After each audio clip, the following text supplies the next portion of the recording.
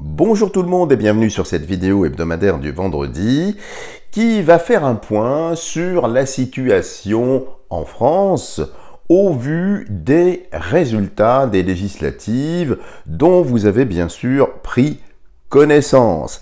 Alors évidemment, je ne peux pas dire certaines choses ici, je vais devoir employer un langage particulier, mais on voit bien que le résultat est assez surprenant. Hein, on peut dire les choses comme ça.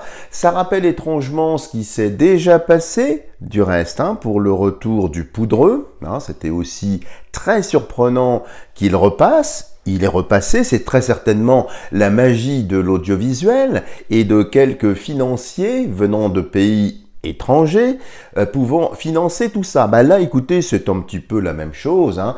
C'est du reste la même structure scénaristique. Hein. Je ne sais pas si vous avez remarqué, on met en avant quelqu'un, on augmente la température et ensuite, eh bien, on empêche son arrivée, comme c'est pratique, comme c'est bien.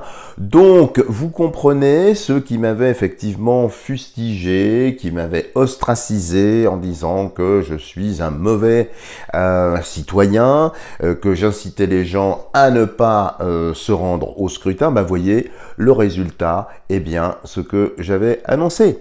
Et comme ces gens-là peuvent le constater, ça change énormément de choses, puisqu'on prend exactement les mêmes et on continue la fête. Donc effectivement, ça pose beaucoup de questions, puisque dans le précédent tirage, je vous avais mis en avant une situation économique assez précaire. Je rappelle au passage que la dette française est abyssale, qu'elle dépasse les 3000 milliards d'euros. Bien, et qu'il y a fort à parier qu'avec, je dirais, cette aile gauche, à présent qui fait tourner le volatile justement dans cette direction-là, donc des personnes qui n'ont aucune culture économique, aucune vision, eh bien il y a effectivement des interrogations tout à fait légitimes. Attention au marché obligataire, ça je glisse ça pour les financiers ou les personnes qui font des placements, parce que ça va être effectivement très difficile, en tout cas ça je le pense. Alors, je me tais à présent, et ce que je vous propose de voir, alors ça n'est pas de déterminer qui sera, je dirais, le nouveau Pantin, hein, peu importe, que ce soit Flamby, que ce soit, je ne sais pas ce qu'ils vont d'où sortir, mais c'est exactement la même chose, c'est bonnet blanc, blanc bonnet, vous voyez, on change d'acte, si on peut dire, mais on reste dans la même philosophie, vous voyez, donc on va pas essayer de déterminer qui sera le premier remplaçant, le premier clown remplaçant. C'est pas tellement ça qui est, je dirais, à mon avis, sur lequel il faut se concentrer.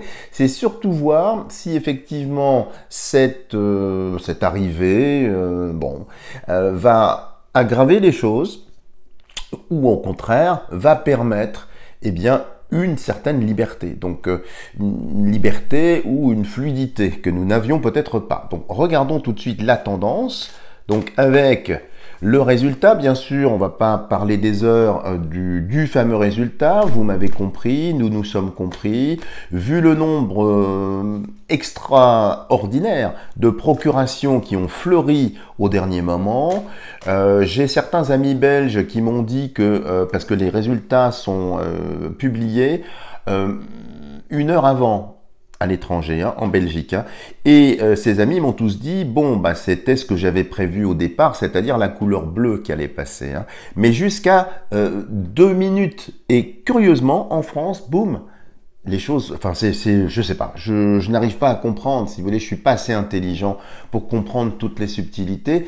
Et voyez bien que c'est un jeu truqué, bien sûr. Et je n'aime pas les tricheurs et je n'aime pas jouer. Donc, voilà. Alors, regardons un peu les tendances. Qu'est-ce que ces nouvelles têtes, ces nouveaux clowns vont nous apporter de positif avec l'oracle de Pascal, et nous continuerons avec l'oracle de la triade, parce que c'est vrai que ça fait longtemps que je ne l'avais pas utilisé. Alors, on se concentre. Alors, la rose en bouton. Alors, qui peut traduire ici quelque chose en préparation, c'est-à-dire que cette équipe ici n'est pas encore déterminée, mais il y a peut-être une certaine jeunesse. Alors, non pas dans l'âge des protagonistes ou des personnes qui vont être amenées, je ne sais pas, à nous servir une certaine idéologie, mais peut-être une expérience, enfin, ils ne sont pas expérimentés. Une rose en bouton n'est pas une rose ouverte. Alors, en tant que bretteur, en tant que parleur, très certainement. Maintenant, ils n'ont pas d'expérience de terrain. C'est de la politique politicienne. Donc rose en bouton peut marquer une certaine inexpérience ici, mais c'est quelque chose de doux. Ça n'est pas, en tout cas à ce stade du jeu, quelque chose d'offensif. Et de l'autre côté, bon, bah écoutez, on ne peut pas faire mieux, l'horloge où les aiguilles sont tombées. Donc quand on met les deux, je vous rappelle que à l'époque de Mitterrand, l'aile gauche était symbolisée par la rose. Vous savez, le parti de Mitterrand, là, le parti socialiste. C'est peut-être ça. Mais regardez, l'horloge a perdu ses aiguilles. Donc ça, c'est la fin d'un cycle. Ça veut dire que de toute façon, on arrive à la fin de quelque chose. Alors, je sais qu'à chaque fois, je vous dis cela et que beaucoup d'entre vous commencent à se dire « Oui, mais faut tout le temps attendre, tout le temps attendre. » Ça n'est pas moi, chers amis, qui fait les règles du jeu. Moi, je ne suis qu'un modeste lecteur de ce que m'envoient les oracles et la symbolique. Je suis comme vous, dans le même bateau. Moi aussi, je déplore cette lenteur, je déplore cet attentisme difficile à gérer. Maintenant, c'est ce que ça dit. Je ne peux pas vous dire le contraire. Donc, quelque chose d'inexpérimenté, mais qui finalement, comme si ça n'allait rien changer ici, et que de toute façon, la chute, ce sont quand même des nombres ici qui sont qui ont chu, et le balancier qui s'est arrêté. Donc, de toute façon, il y a quelque chose d'inévitable. Et j'allais dire, quelle que soit la couleur du drapeau, bon, là, on a bien vu qu'il était plutôt rose-rouge, ici, eh bien, ça entraîne la fin de quelque chose. Donc, comme si c'était un passage obligé. Du reste, entre parenthèses, il y a de nombreuses prophéties concernant la France qui vont toutes dans le même sens en disant que, malheureusement, eh bien, il faut qu'on descende très très bas. Et là, si nous étions déjà à terre, ce que je pense, nous sommes en train, eh bien, d'aller dans le sous-sol. Mais apparemment, peut-être faut-il passer par là pour arriver à quelque chose. Donc, voilà ce qui ressort. Alors, nous allons en prélever 5 pour voir. Donc ici, de toute façon, ça va pas être ad vitam aeternam, ça. Comme si ça allait être presque une transition quand je vois les deux. La rose et l'horloge. Alors, peut-être qu'il y aura-t-il encore une dissolution. Je ne pense peut-être pas, parce que je connais mal toutes ces choses-là, mais en tout cas, ici, c'est pour une durée très très courte. Alors, c'est même pas 6 mois, on me dit.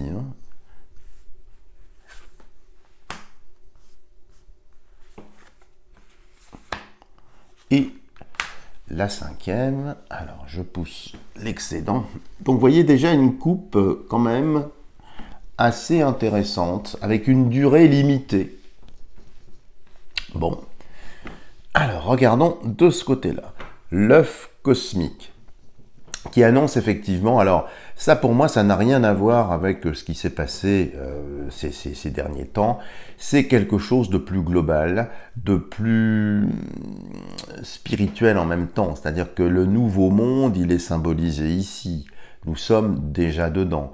Donc les forces qui nous travaillent de l'extérieur pour amener, favoriser une éclosion, une prise de conscience. Donc là, c'est aussi, cette carte-là, une invitation à faire la part des choses. Beaucoup de personnes perdent beaucoup d'énergie en restant, je dirais, scotchées, en abdiquant leur morale, leur belle couleur, au résultat, simplement à la politique. La politique est un vieux système pour moi dont nous n'aurons absolument pas besoin.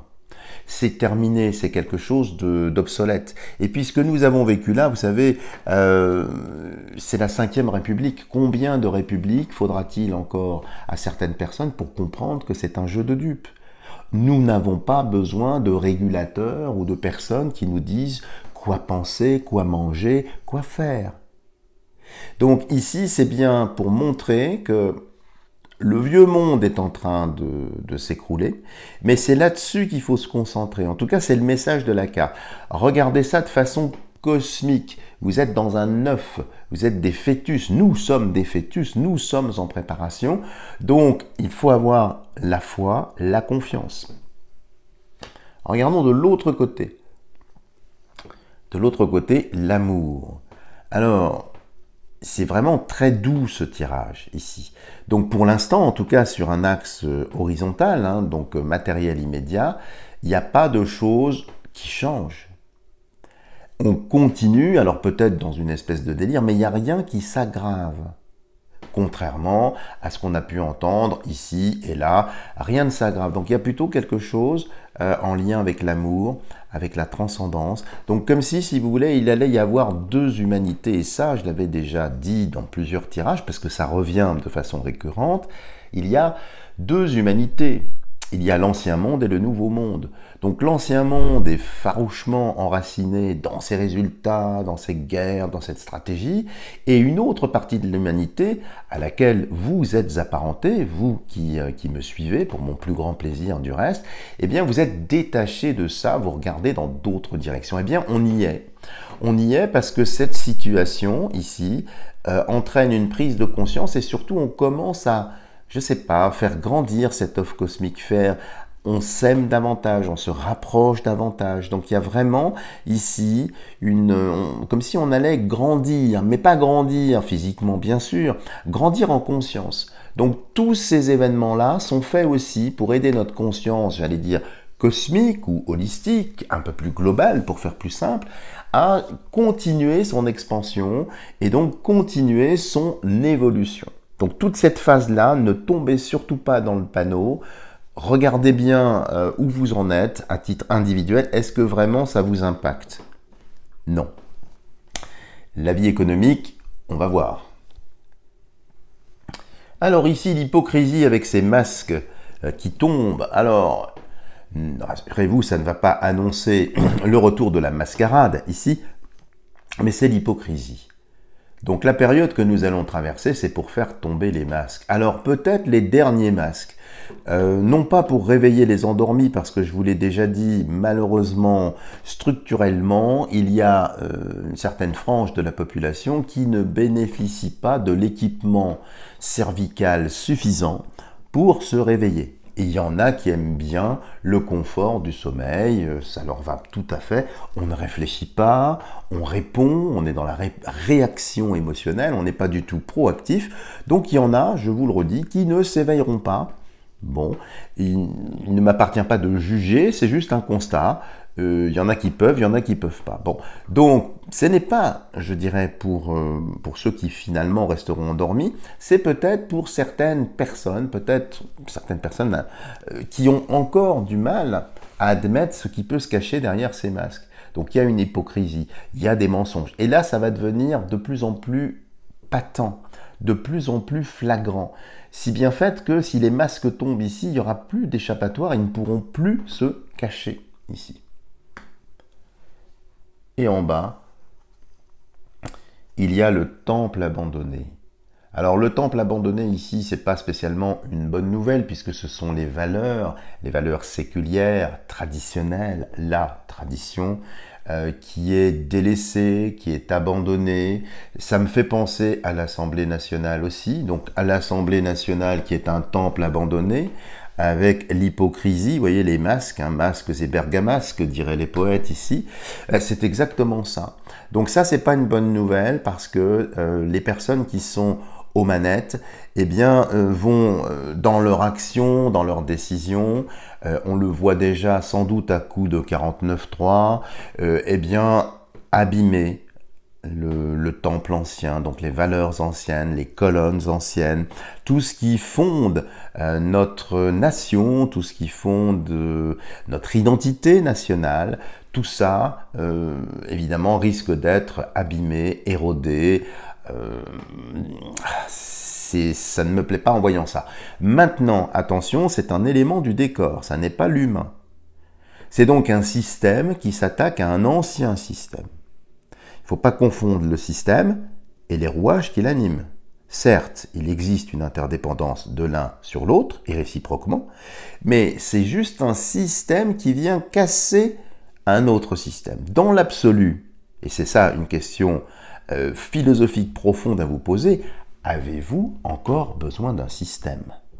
Alors c'est très anarchique ce que je suis en train de dire, c'est une forme d'anarchie revendiquée, mais à bien y regarder, c'est deux systèmes qui s'opposent.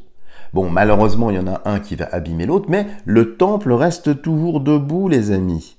Il a souffert, nous sommes d'accord. Il a été démantelé. Il est parti en déliquescence. Il y a eu, et il y aura malheureusement, tout un tas de choses. Mais, est-ce la fin? Je ne le pense pas. Et au centre du jeu, regardez la rose croix. Donc quand je vois ça, c'est une phase nécessaire, obligée. Alors on n'est plus là à vouloir réveiller, pour moi. On est vraiment ici pour effondrer quelque chose. Et là, je ressens vraiment, quand je vois ça, une économie qui est à bout de souffle.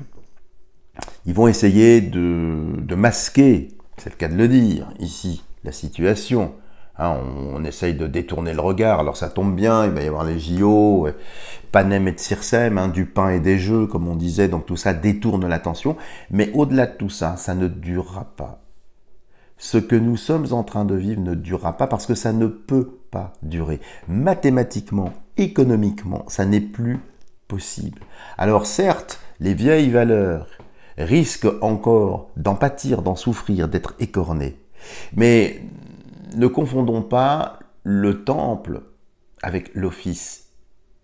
Il peut y avoir des temples abandonnés, mais une foi, certaines choses, des rites, qui continuent d'être effectués dans l'ombre, puisque le temple est attaqué. C'est un petit peu aussi une invitation à sanctuariser nos valeurs, à sanctuariser une certaine philosophie, une certaine éthique, en abandonnant ce temple, parce que le temple n'est que l'écrin qui entoure les valeurs. Donc ne pas confondre les valeurs ici. Voilà ce que l'on peut dire sur ce tirage. Ce que je vous propose, c'est de poser exactement la même question, pour voir un petit peu, parce que c'est une autre dynamique, et prendre l'oracle de la triade. Alors, qu'est-ce que l'oracle de la triade peut nous dire sur la suite? Nouvelle équipe, situation économique, qu'est-ce qu'il en ressort ici? Alors, regardons tout de suite à la coupe.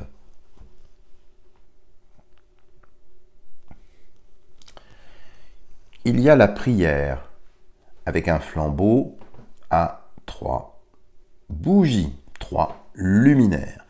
Donc c'est une prière ici. Il y a le nombre 3. Alors ça peut indiquer 3 ans, ça peut indiquer 3 mois, ça peut indiquer 3 jours. En tout cas, ici, c'est une invitation à la prière, à la reliance. Et quand il y a ce flambeau, avec ces 3 bougies, encore une fois, ça ne dure pas. Je vous parlais de 6 mois tout à l'heure, peut-être que c'est 3 mois. Le temps que ces bougies se consument. Et de l'autre côté, regardez, il y a alpha. Alpha, aleph, la lettre du commencement. Donc c'est la prière pour alpha, la prière du commencement ici. C'est donc une invitation à regarder bien en haut, le ciel, et finalement à rester bien ancré sur terre. Mais ici, je vous dis, ça ne durera pas. Et alpha, c'est le commencement de quelque chose. On va regarder un petit peu ce qu'il en ressort. Nous allons en prélever 9, comme j'en ai l'habitude. Alors.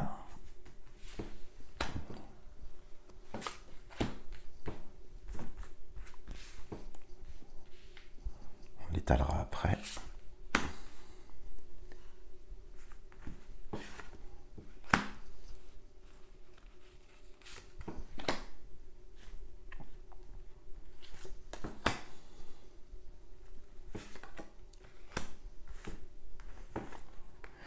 Et 9 ici. Je pousse tout ça. Et nous allons voir ce qui ressort. Alors j'aime bien prendre différents oracles parce que ça change un petit peu la dynamique. Vous voyez, l'iconographie n'est pas toujours la même.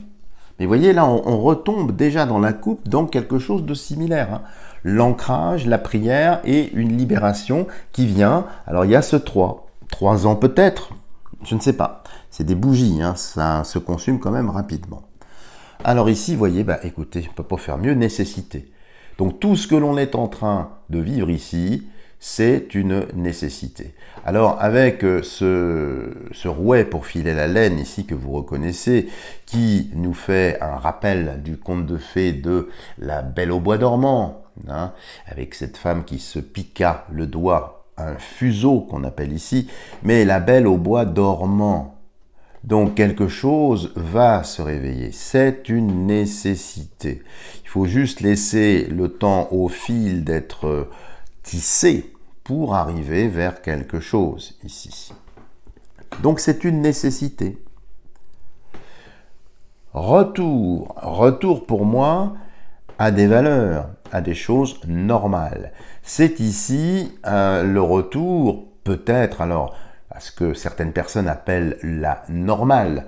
Y a-t-il déjà eu dans l'humanité quelque chose de normal? Ça, c'est une question que je laisserai en suspens. Mais ici, c'est un Ouroboros, c'est-à-dire c'est un serpent qui se mord la queue.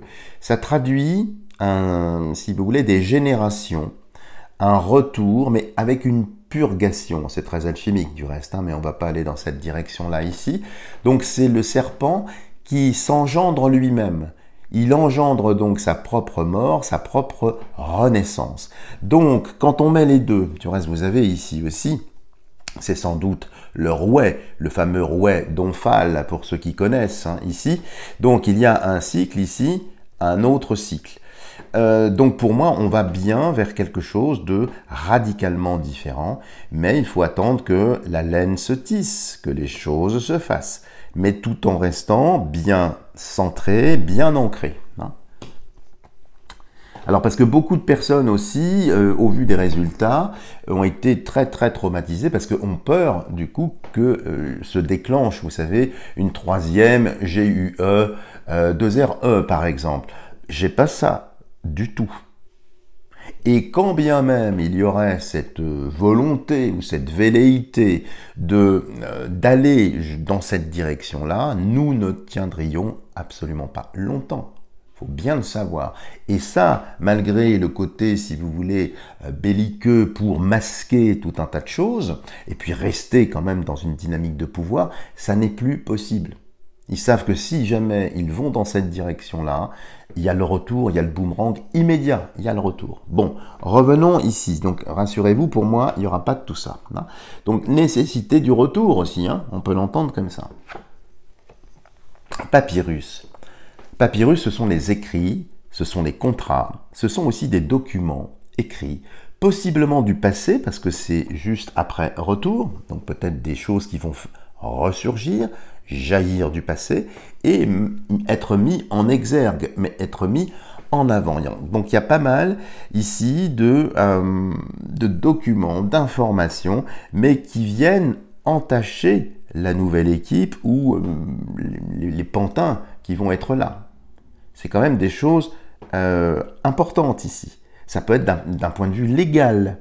Ça peut être aussi lié effectivement à des mises en cause pour certaines personnes. Donc ici, il y a une sorte de vindicte qui n'est pas très populaire ici, mais une vindicte à l'encontre des personnes qui vont être nominées, si on peut dire. Hein. Nominées comme si c'était un film, tout ça, bien sûr. Poursuivons. Alors, en bas, ici, il y a malheur. Alors, il est fort possible, ici, qu'il y ait quelque chose d'assez brutal, d'assez violent. Mais ce que je ressens en première instance sous la nécessité, c'est un petit peu la résultante, la conséquence de petites seringues qui se sont très gentiment, quand il le fallait, injectées au petit coup de sonnette. Donc il y aura ici, qui sème le vent récolte la tempête, qui sème les seringues récolte les fleurs sur les tombes. C'est un peu ça, ici, malheureusement. Mais il y a aussi ici, possiblement, des actions qui ne sont pas très positives ici, pour peut-être détourner l'attention, pour peut-être rejeter la responsabilité de ces événements sur telle ou telle personne. Hein. Donc, mais c'est factice tout ça est préparé. Donc attendez-vous aussi à des mises en scène, des choses comme ça, dans le but toujours de créer une certaine tension, une certaine inquiétude, une certaine angoisse, hein, ne l'oubliez pas. Bon, bah écoutez, ici au centre, on ne peut pas faire plus clair avec l'adversaire, c'est la carte la plus néfaste ici, qui nous renseigne bien sur la nature des personnes qui tirent les ficelles dans l'ombre, hein, qui sont ici. Mais voyez, il va y avoir dans leur rang peut-être des morts, ou des malades, ou des défections. Donc ils ne sont pas, si vous voulez, là ils se sont maintenus, ils se maintiennent, il y a un caractère artificiel, mais c'est de plus en plus difficile de maintenir la barre. Donc c'est bien l'adversaire, c'est bien le diable, hein, celui qui divise, donc hein, c'est ce que veut dire son nom, qui veut diviser, qui veut exciter. Alors bonne nouvelle ici, il ne parviendra pas à déclencher, vous savez, une révolte populaire. Des mouvements populaires de deux factions qui viendraient s'affronter. C'est ce qu'ils veulent. Ils veulent effectivement qu'il y ait le drapeau bleu contre le drapeau rouge, par exemple. Parce que, vous comprenez, c'est un enjeu, etc. Et puis diviser pour mieux régner. Ça n'arrivera pas.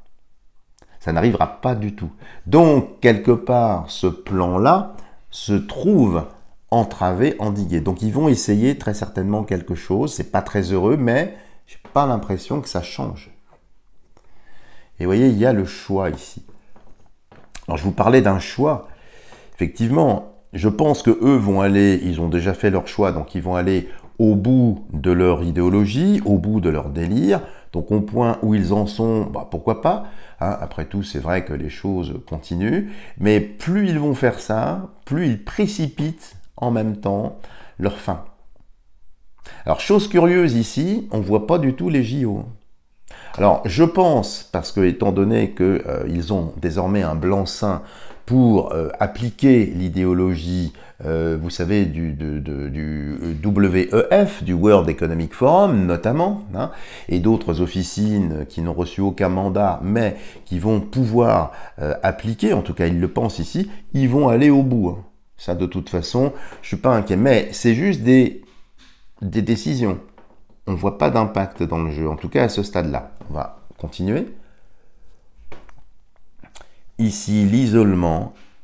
Donc là, ça vise directement deux choses, les politiques et l'ensemble hein, de cette caste qui va être isolée, coupée du peuple de plus en plus.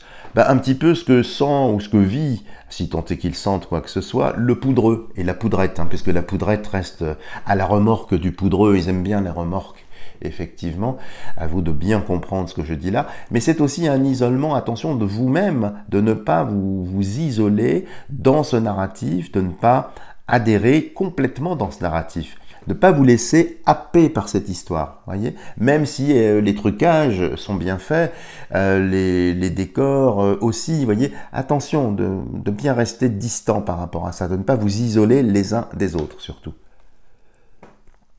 Et voyez, c'est bien une mutation. Donc ça montre bien, voyez, comme si dans le jeu, hein, jusqu'ici, il n'y a aucune décision. Ou alors c'est de la mesurette à 2 balles, mais qui va dans le même sens, c'est-à-dire ça ne va pas être surprenant. Vous voyez, comme si on interdit les bonnets blancs, mais on va mettre des blancs bonnets. Bon, pardon, hein, cet exemple revient beaucoup, mais pour vous montrer à quel point, finalement, ça n'avance pas. C'est pour transformer, pour engendrer une mutation. Et la dernière carte du jeu ici, le voyage. Alors, voyage ici me fait penser spontanément aux vacances. Il est fort possible que dans les chambres, donc dirigeantes, assemblées, Sénat, ils profitent de la période estivale pour justement essayer de nous pondre des lois, mais très bien. Mais ce qui est très curieux ici, c'est que j'ai une décorrélation entre la loi, qui peut être ici, hein, qu'ils veulent peut-être appliquer, mais il n'y a pas d'application, ou alors d'accord, elle est votée, elle est dans l'arsenal juridique, je suis bien d'accord, mais sans implémentation collective. Ce serait juste des implémentations personnelles, ou intuitu personnelles, comme on dit en droit, hein, donc simplement qui viseraient une certaine frange de la population. Donc je suis pas trop inquiet quand je vois ça. Je suis pas mécontent parce que je vous avais dit que ça changerait rien. Donc là, il y en a évidemment qui vont sauter au plafond parce qu'ils attendent un changement, mais on change de décor, hein, c'est les mêmes clowns. Voire même d'anciens clowns qui vont être remis en avant, histoire de bien faire rire tout le monde, ou pleurer, ça dépend. Mais économiquement, de toute façon, derrière tout ça, l'économie ne va pas bien. Et donc ils ne pourront plus, ils n'ont plus de latitude. Là, je pense qu'ils sont en train de cacher un effondrement, un effritement sévère qui est en train de se passer.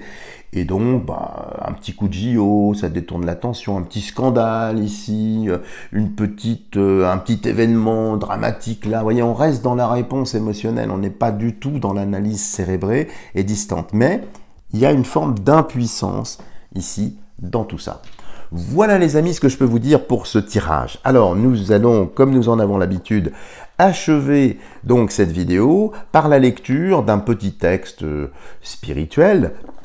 Alors cette semaine j'ai choisi Khalil Gibran, l'auteur du très célèbre Prophète, et ce que je vais vous lire ici, cela provient des Enfants du Prophète, qui est le tome 2, qui suit le Jardin du Prophète, pour ceux qui connaissent, et je vais vous lire ce petit texte qui s'appelle « Les deux poèmes », qui a pour sous-titre « L'errant », qui fait bien sûr un lien avec la chevalerie errante à laquelle je suis apparenté puisque je suis une sorte de chevalier qui erre. Bref, voilà ce petit texte. Il y a des siècles, sur une route vers Athènes, deux poètes se rencontrèrent et ils furent heureux de faire la connaissance l'un de l'autre. L'un des poètes demanda à l'autre « Qu'avez-vous composé récemment et comment va votre lyre ?» Et l'autre poète répondit avec fierté « Je viens juste de finir le plus beau de mes poèmes, peut-être le plus beau poème jamais écrit en grec. C'est une invocation à Zeus le suprême. » Puis il retira de dessous de sa cape un parchemin, disant « Je l'ai sur moi, le voilà, je vous le lirai volontiers. Allons nous asseoir à l'ombre de ce cyprès blanc. » Le poète lut son poème, et c'était un long poème. Et l'autre poète dit avec bonté, « C'est un beau poème. Il vivra à travers les âges et il te glorifiera. » Et le premier poète dit calmement, « Qu'avez-vous écrit ces derniers jours ?» L'autre répondit, « Je n'ai écrit que peu, seulement 8 vers en mémoire d'un enfant qui joue dans un jardin. » Et il lui récita les vers. Le premier poète dit, « C'est pas mal, c'est pas mal. » Et ils se quittèrent. Aujourd'hui, après 2000 ans, les 8 vers de ce poète sont lus dans toutes les langues, et ils sont aimés et chéris. Bien que l'autre poème soit réellement transmis à travers les siècles dans les bibliothèques et les cellules des savants, et bien qu'il soit gardé en mémoire, il n'est pas aimé et n'est jamais lu. Voilà les amis, si vous avez aimé cette vidéo, le petit texte et toutes les choses, n'hésitez pas à me mettre des tonnes de petits pouces en l'air, à partager massivement ma vidéo pour lui donner un maximum de visibilité. Et bien sûr, durant tout l'été, je demeure à votre entière disposition pour effectuer des tirages personnalisés sur tous les sujets. Tirages classiques, introspectifs ou karmiques, comme vous le savez si vous me suivez. Donc n'hésitez pas, vous avez tout ce qu'il faut sous la vidéo pour me contacter, prendre rendez-vous. Voilà les amis, ne perdez pas espoir, je sais que c'est difficile pour certains d'entre vous. Regardez toujours l'horizon plus haut, même si parfois le ciel est un petit peu lourd en ce moment. C'est un acte de foi qui vous est demandé, foi en quelque chose de transcendant, bien sûr pas en moi-même, hein, vous l'aurez compris j'imagine en tout cas. Et à la semaine prochaine.